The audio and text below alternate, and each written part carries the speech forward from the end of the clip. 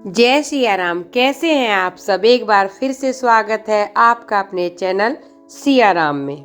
मैं इस वीडियो में आज आपको अध्याय 2 का श्रवण कराऊंगी। दुर्गाए नमः। देवताओं के तेज से देवी की उत्पत्ति और महिषासुर की सेना का वध इस पाठ में बताऊंगी किस प्रकार हुआ।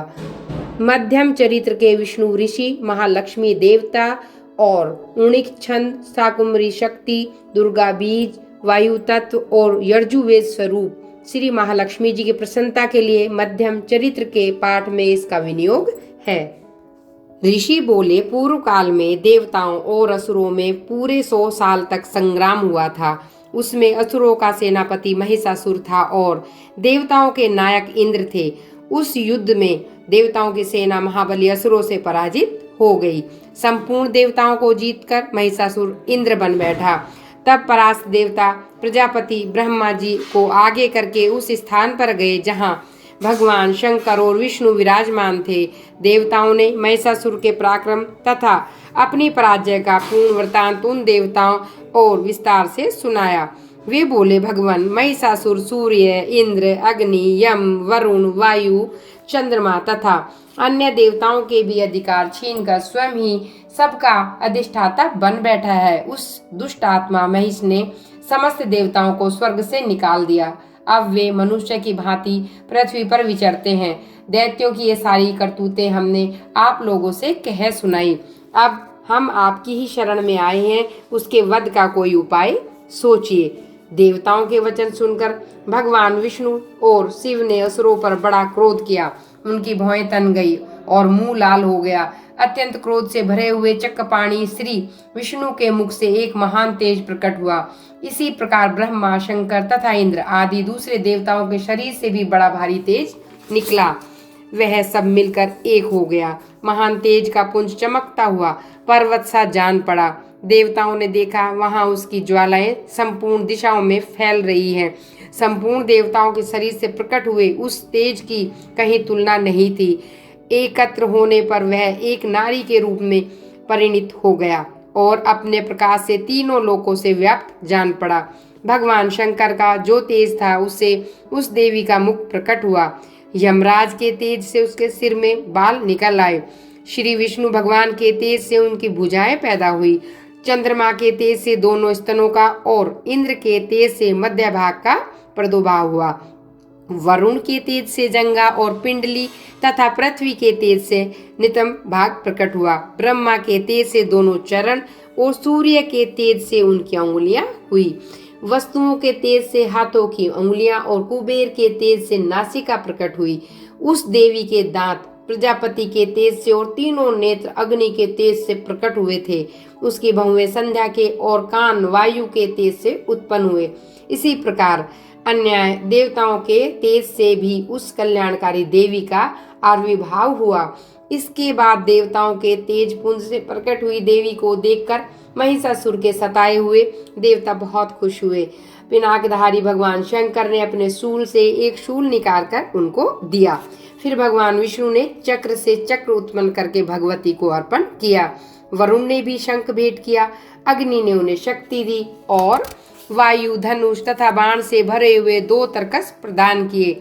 1000 नेत्रों वाले देवराज इंद्र ने अपने वज्र से वज्र उत्पन्न कर दिया और ऐरावत हाथी से उतार कर एक घंटा भी प्रदान किया। यमराज ने कालदंड से दंड, वरुण ने पाश, प्रजापति ने स्फटिक की माला तथा ब्रह्मा जी ने कमंडलू भेंट किया। सूर्य ने देवी के समस्त रोमकूपों में अपनी किरणों का तेज भर दिया। काल ने भी उन्हें चमकती हुई ढाल और तलवार दी। क्षीर समुद्र ने उज्जवल हार तथा कभी न फटने वाले 2 दिव्य वस्त्र भेंट किए। साथ ही उन्होंने दिव्य चूड़ामणि, जो कुंडल, कड़े, अर्धचंद्र, सब भावों के लिए कीर और दोनों चरणों के लिए निर्मल नुपुर, गले की सुंदर हंसली और सब उंगलियों में धारण करने के लिए रत्नों की बनी अंगूठियां दी। विश्वकर्मा ने उन्हें अत्यंत निर्मल फरसा भी भेंट किया।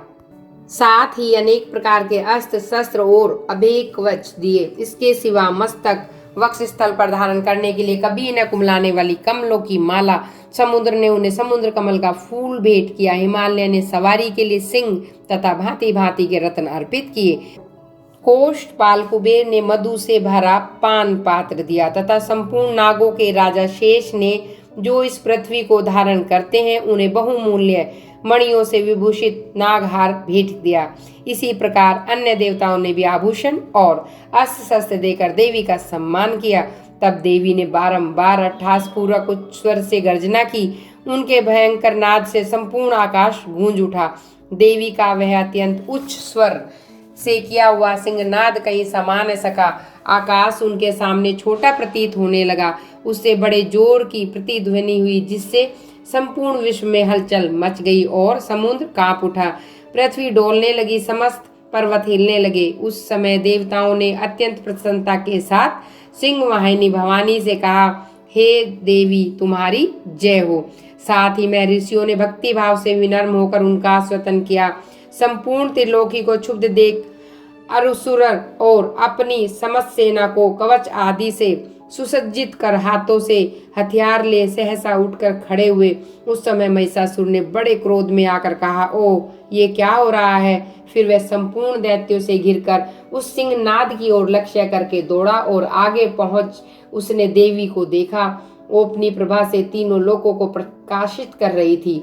उनके चरणों के भार से पृथ्वी दबी जा रही थी। मस्तक के मुकुट से आकाश में रेखा सी खींच रही थी। वे धनुष की टंकार से सातों पातालों को शुद्ध किए जाती थी। देवी अपनी सहस्त्रों भुजाओं से संपूर्ण दिशाओं को आच्छादित करके खड़ी थी। तदंतर उनके साथ दैत्यों का युद्ध छिड़ गया। नाना प्रकार के अस्त्र शस्त्रों के प्रहार से संपूर्ण दिशाएं चमकने लगी। चिश्चुर नामक एक असुर महिषासुर का सेना नायक था। वह देवी के साथ युद्ध करने लगा। अन्य देवताओं की चतुरंगनी सेना साथ लेकर चामर भी लड़ने लगा। 60,000 रथियों के साथ आकर उदग्र नामक महादैत्य ने भी लोहा लिया। 1 करोड़ रथियों को साथ लेकर महाहनु नामक दैत्य भी युद्ध करने लगा। तलवार के समान तीखे रों वाले असीलोमा नामक महादैत्य 5 करोड़ रथी सैनिकों सहित युद्ध में आ डटा। 60 लाख रथियों से घिरा हुआ वाशकल नामक दैत्य भी युद्ध में लड़ने लगा। हाथी सवारों घुड़सवारों के अनेक दल घिरे हुए 1 करोड़ रथियों की सेना लेकर युद्ध करने लगा। विडाल नामक असुर 5 अरब रथियों से घिर कर लोहे लेने लगा। उनके अतिरिक्त और भी हजारों महादैत्य रथ, हाथी और घोड़ों की सेना साथ लेकर वहां देवी के साथ युद्ध करने लगे। स्वयं महिषासुर उस रणभूमि में कोटि कोटि सहस्त्र रथ, हाथी और घोड़ों की सेना से घिरा हुआ खड़ा था। वे दैत्य देवी के साथ तोमर, मूसल, खड़ग, बिंदपाल, शक्ति, परशु और पटिश आदि अस्त्र शस्त्रों का प्रहार करते हुए युद्ध कर रहे थे। कुछ दैत्यों ने उन पर शक्ति से प्रहार किया तो कुछ ने पास फेंके। कुछ दूसरे दैत्यों ने खड़ग प्रहार करके देवी को मार डालने का प्रयास किया। देवी ने क्रोध में भरकर खिलवाड़ में अपने अस्त्र शस्त्रों की वर्षा करके दैत्यों के वे समस्त अस्त्र शस्त्र काट डाले। उनके मुख पर परिश्रम या थकान संचय भी नहीं था। देवता और ऋषि उनकी स्तुति कर रहे थे। भगवती परमेश्वरी दैत्यों के शरीर पर अस्त्र शस्त्रों की वर्षा करती जा रही थी। देवी का महान सिंह भी क्रोध में भरकर ग्रीवा के बाल को हिलाता हुआ असुरों की सेना पर टूट पड़ा, मानो बनों ने दानवल फैल रहा हो। रणभूमि में दैत्यों के साथ युद्ध करती हुई अंबिका देवी ने जितने निश्वास छोड़े वे सभी तत्काल सैकड़ों हजार गणों के रूप में प्रकट हो गए। परशु, भिंदपाल, खड़ग तथा पटीश आदि अस्त्रों द्वारा असुरों का सम्मान करने लगे। देवी की शक्ति से बड़े हुए गण असुरों का नाश करते हुए नगाड़ा और शंख आदि बाजा बजाने लगे। उस संग्राम महोत्सव में कितने ही मृदंग बजा रहे थे। तदंतर देवी ने त्रिशूल से, गदा से शक्ति की वर्षा की और खड़ग आदि से सैकड़ों महादैत्यों का विनाश कर डाला। कितनों को घंटे की भयंकर नाद से बेहोश करके मार गिराया। बहुतेरे दैत्यों को पास से बांधकर धरती पर घसीटा। कितने ही दैत्य उनकी तीक्ष्ण तलवार की धार से 2-2 टुकड़े हो गए। कितने ही गदा की चोट से घायल हो धरती पर सो गए। कितने ही मूसल की मार से अत्यंत घायल होकर रक्त वमन करने लगे। कुछ दैत्य शूल की मार से छाती फट जाने के कारण पृथ्वी पर ढेर हो गए। उस युद्ध भूमि में बाण समूह की वर्षा से कितने ही असुरों का कमर टूट गई। बाज की तरह झपट्टा मारने वाले दैत्यगण अपने प्राणों से हाथ धो बैठे। कितने ही बाहें छिन्न भिन्न हो गई, कितनों की गर्दन कट गई, कितने ही दैत्य के मस्तक कट गए, कुछ लोगों के शरीर के मध्य भाग कट गए। कितने ही महादैत्य जांघें कट जाने के कारण पृथ्वी पर गिर पड़े। कितने के देवी ने एक बाह काटी, किसी के पैर कट गए, कितने ही दैत्य मस्तक कट गए और केवल धड़ के ही रूप में अच्छे अच्छे हथियार लेकर देवी के साथ लड़ाई करने लगे। कितने ही बिना सिर के धड़, हाथों में तलवार, शक्ति इसी के लिए दौड़ते हुए दूसरे दूसरे दैत्य ठहरो ठहरो यह कहते हुए देवी को युद्ध के लिए ललकारते रहे। यहाँ घोर संग्राम हुआ। वहां की धरती पर देवी के गिराए हुए रथ, हाथी, घोड़े, असुरों के शरीर से इतनी शक्ति मात्रा में रक्त बह रहा था कि थोड़ी ही देर में वहां खून की नदियां बहने लगती। जगदम्बा ने असुरों की विशाल सेना को क्षण भर में नष्ट कर दिया। ठीक उसी तरह जैसे तर्ण और काठ के भारी ढेर को आग कुछ ही क्षणों में भस्म कर देती है, और वह सिंह भी गर्दन के बालों को हिला हिलाकर जोर से गर्जना करता हुआ दैत्यों के शरीर से मानो उनके प्राण चुन लेता है। वहां देवी के गणों ने भी महादैत्य के साथ ऐसा युद्ध किया जिससे देवतागण उन पर आकाश से पुष्टि वृष्टि करने लगे और उन सबसे बहुत संतुष्ट हुए।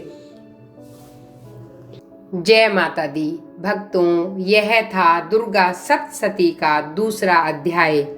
अगर आपको मेरे द्वारा सुनाए गए अध्याय पसंद आए तो कमेंट बॉक्स में जाकर जय माता दी लिखना ना भूलें।